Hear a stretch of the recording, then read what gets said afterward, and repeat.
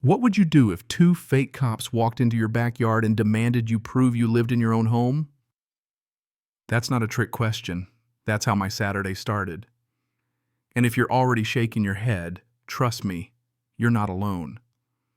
My name's Anthony Greer, and after 44 years of grinding, clawing, and dreaming, I finally bought myself a place on Lake Norman in North Carolina. $1 million views, neighbors who wave at your mailbox, one of those backyards where every blade of grass looks like it's been interviewed for the job. But you want to know my favorite part? It isn't the private dock or the kitchen you could film a cooking show in, it's the pool.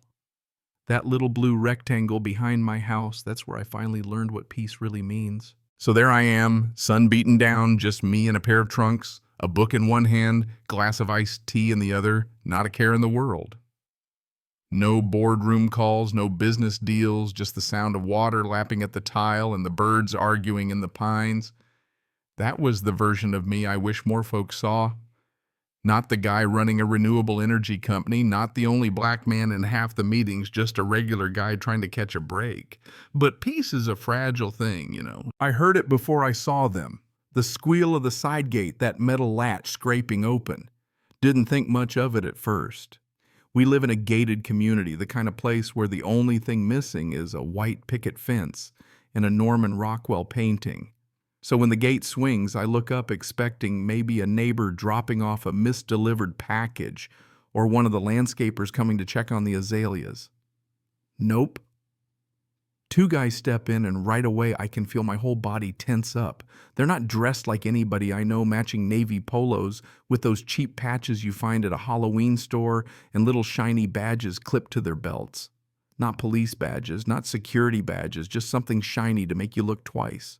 The taller one with thinning blonde hair looks around my backyard like he's checking out a crime scene. The shorter guy, red in the face, has that look, hands on his hips, like he's about to start giving orders. I keep my seat, lower my book, and say, "Can I help you?" That's when the show really starts. "We're with HOA Security," the tall one announces, dead serious. "You need to verify you're supposed to be here." I almost spit out my tea. "Excuse me." The short guy steps closer, all puffed up. "We've had reports of unauthorized use of the pool. I need to see proof you live here." Now let me pause a second. How wild is that? I'm the only one sitting by the pool book in hand, and these two clowns think I'm trespassing on my own property. I let out a small laugh. "You walked into my yard through my gate and you're asking me to prove I belong here." The tall one tries again. "Policy requires," but I cut him off. "Show me your IDs. Let's start there." The short one huffs. "We don't need to show you anything. We're authorized by the HOA board." But nothing about them adds up.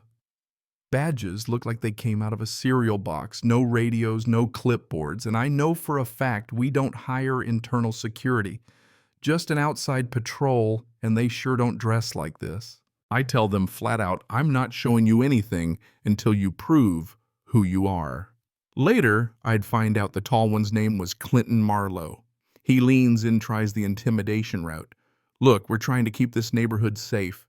If you've got nothing to hide, just show us your ID." Safe from what, exactly? The only thing I'm guilty of is minding my own business on a Saturday. The short one, Russell Fain, it turns out, squares up. Don't play games. We can call the board right now and have you escorted out.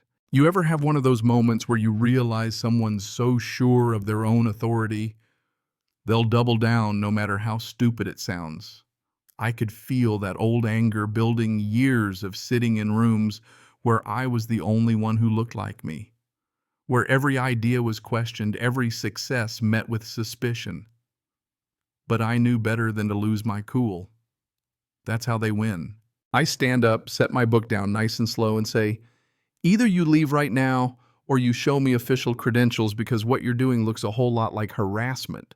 Clinton gives me the smirk like he's talking to a child. Big words. "You think you're intimidating us? We know who belongs here and who doesn't." And Russell right on cue. "So what's it gonna be? You gonna make this easy, or do we have to escalate it?" Here's where the plot thickens. Instead of giving them what they want, a reaction, some anger, I decide to turn the tables. Show me your badges for the camera, I say. They hesitate, but Clinton finally holds his up. Nothing but a shiny circle, no HOA emblem, no serial number. Russell's hand shakes as he lifts his. I pull out my phone, open up the HOA portal, and hit the live broadcast. Gentlemen, you're being recorded and streamed right now to every board member and neighbor in this community, so why don't you go ahead and explain your authority for everyone watching? You should have seen their faces. Clinton stiffens. Russell goes pale. But I keep the camera steady, let them dig their own grave. Comments start rolling in. That's not real security. We don't have HOA cops. What's going on? Russell scoffs. You think anyone cares about your little stunt? Oh, they care. Clinton barks. Turn that off. I shake my head. You wanted proof. Now the whole neighborhood has proof of you. There's this moment where nobody speaks. I can feel the weight of 100 unseen eyes. Russell mutters, "This is harassment against us." I almost laugh. Funny, I was about to say the same thing. Clinton tries to backpedal. Look, maybe we came on too strong. No harm done. But I'm not letting them off easy. Not this time. Comments pour in faster, neighbors siding with me, demanding they leave. Clinton tries calling the HOA president. We've got a situation here at the Greer property. He's being aggressive. I cut him off. Aggressive. I'm sitting by my pool while you storm in uninvited, and I'm the problem. Live stream's blowing up. Stop lying, we're watching this in real time. Anthony's been nothing but calm. You're finished, both of you. Russell tries one last time. We can still settle this. Just stop streaming and show us proof. No one else has to get involved. I let the silence hang, then say no, everyone's already involved. And they should be. Clinton slams his hand on the patio table, rattling my glass. Enough. Either you comply or we escalate. I lean in, voice steady.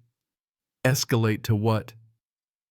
You're going to throw me out of my own yard, drag me off while my neighbors watch.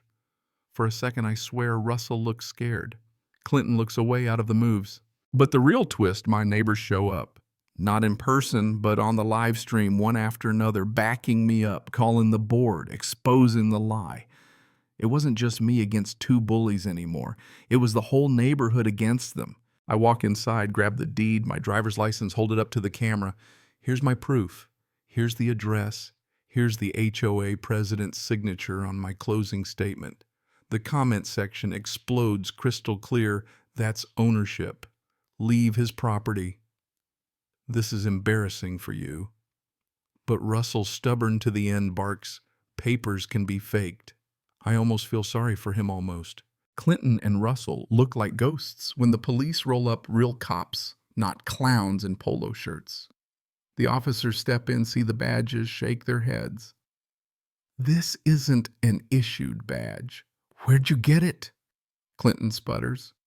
Russell pleads, but the officers aren't buying it.